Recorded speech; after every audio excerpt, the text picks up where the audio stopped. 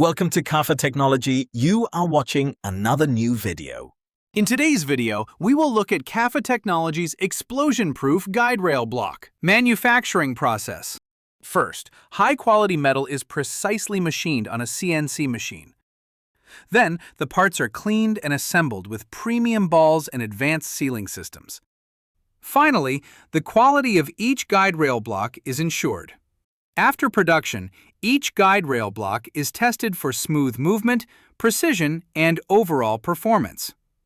This is KAFA Technology's explosion-proof guide rail block. It uses an advanced sealing system which effectively prevents the entry of dust, wood dust, and other small particles. As a result, the internal ball bearing remains clean for a long time and can move smoothly. KAFA Technology's explosion-proof guide rail block is made with an advanced sealing system, precision manufacturing, and strict quality control. It helps to provide more reliable, smooth, and long-lasting performance in dusty industrial environments.